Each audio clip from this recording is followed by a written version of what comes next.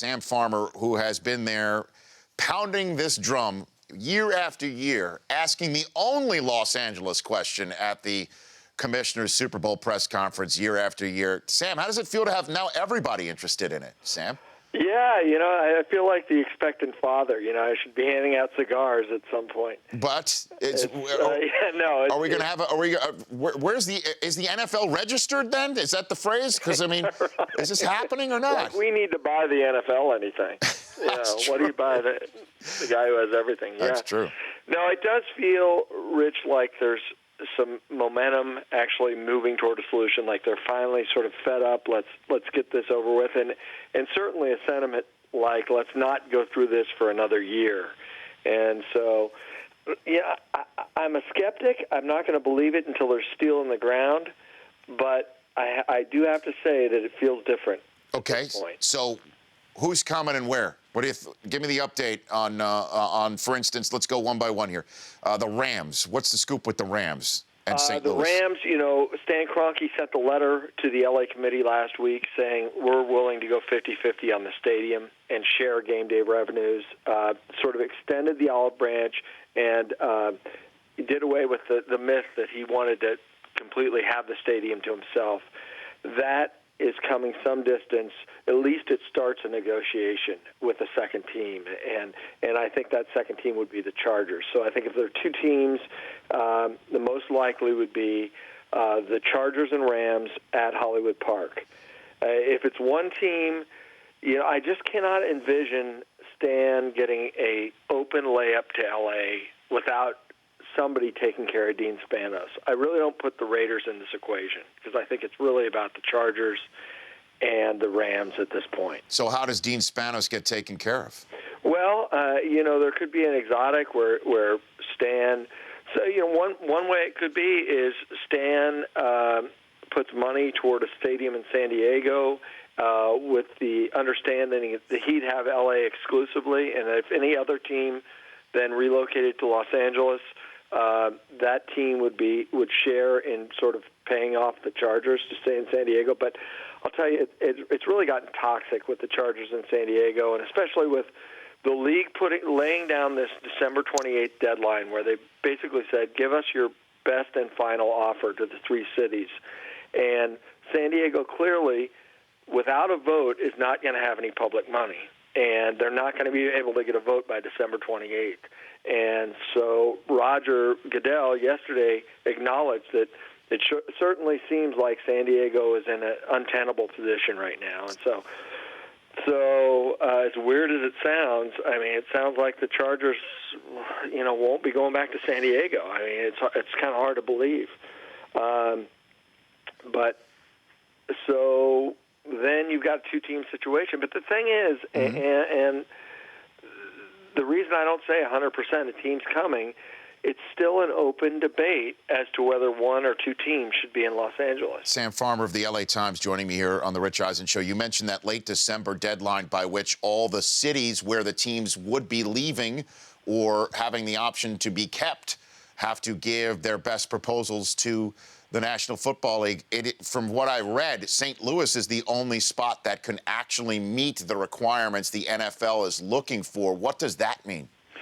Well, St. Louis can get the Board of Aldermen. It'll take about 2 weeks. They can get the public money in place for this. The city's portion of the money that would be about $390 million of the total amount. So the city's portion of that. And the state would fill in the rest. But the thing you got to remember, okay, the December 28th for last and best and final offers out there, that's not a determinant. It's not like if St. Louis puts an offer on the table, the Rams have to stay. That's just one sort of factor when the owners get together and vote and say, hey, have these three teams satisfied their relocation guidelines? So it's just one factor. So even if a city comes up with an offer, does not mean that team has to stay. It just is sort of a check in the on the balance sheet of should this team get the permission to go or not. So the question I have for you, Sam, and I'm sure it's on the minds of many of the people who are listening to this show, watching this show, driving around at work. Why in the world would any public money be needed for an NFL stadium in the 21st century in a league that's going to have that may be printing money? Why in the world is public money even a question, Sam? Yeah, I mean that's certainly and LA has caught on to this long ago. There will be no public money in an LA stadium, and I mean, do you subsidize billionaires for stadiums? And LA, from the league's perspective, sort of sets a bad precedent because now you've got an entirely privately financed stadium, and so the next city that comes up, and there will be city after city after city now that says, well, wait a second, why should we put any money into this? L.A. didn't put any money into it. So, I mean, that's – but again, an L.A. deal will not be publicly financed. It will be a privately financed deal. So where are the Raiders in all this? Why do you just remove them from the equation? I'm sure the Raiders, I'm still waiting for that 50-yard line to turn gold. That's they're the only team in the league that's not on board with this whole turn your 50-yard line gold for the 50th anniversary of the Super Bowl. What's going on with them, Sam? The Raiders, they would bring the G4 money, but I don't know what else the Raiders bring to this equation. I think to solve L.A., the easiest thing to do is take a team out of the mix. The easiest team to take out of the mix right now is the Raiders. Why? They can tell Mark Davis, who's hanging on to his team and I think wants to stay in Oakland, sincerely wants to stay in Oakland, listen, you will be more valuable as a free agent once these deals are solved. Also, I think, the league has to look and say, if you look at teams, whether they've satisfied the relocation requirements or not, have the Raiders really sincerely looked at playing in Santa Clara?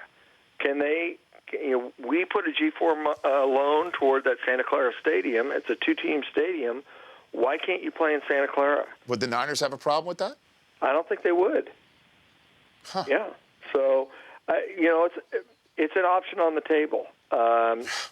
And so, I think it's just easier for the league to put off the Raiders right now, put them on hold, and deal with the Chargers situation and the Rams situation. Those are two very powerful owners. Is there any shot Rams-Raiders share a stadium, as you mentioned, in the Hollywood Park, which is right near LAX for anybody who's been in Los Angeles, and the Chargers stay put?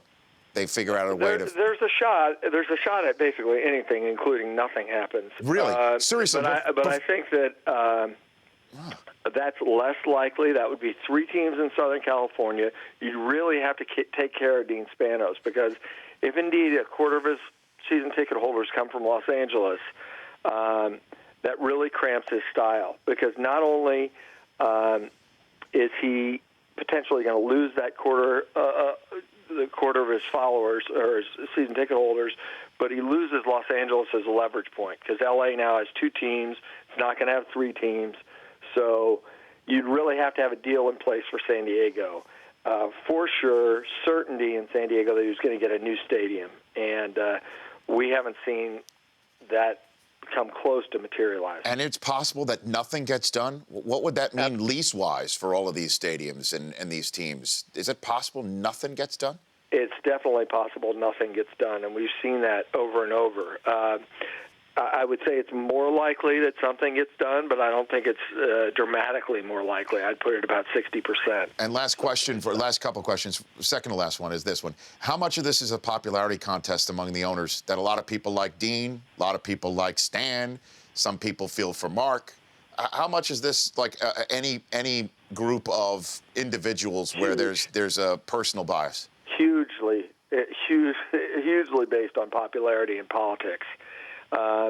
This is not a bottom line deal. There are emotions in play here. We've seen Joey Richardson of the Panthers, who's aligned with Dean Spanos, and there's a cabal there. And then you've got Jerry Jones on the other side, who's aligned with. It really comes down to Dean and Stan. Who's in Dean's camp? Who's in Stan's camp? I think people like Mark, but I don't think it's going to come down to Mark. I think it's going to come down to the Chargers or the Rams. So how does it work? So crystal ball it for me. Last question. Do they take a vote in January? I think they only take a vote if they feel like they've got the possibility of getting to 24 and some sort of consensus or three-quarter majority on something. They don't want to send somebody home a loser to a market they just tried to leave. So, it might work that Mark steps out and says, listen, I'm going to give it a shot in Oakland. I'm just going to try to make it work in Oakland for the people of Oakland, for the Raiders fans, and then Dean and Stan come together. But if that doesn't happen, they might have to push off the vote. Sam, thanks for the time. Come in next time, okay? I'd love you to see Absolutely, Rich. Thanks so much for having me. You got it. That's Sam Farmer at LA Times Farmer. The Rich Eisen Show, weekdays at noon Eastern. On Audience.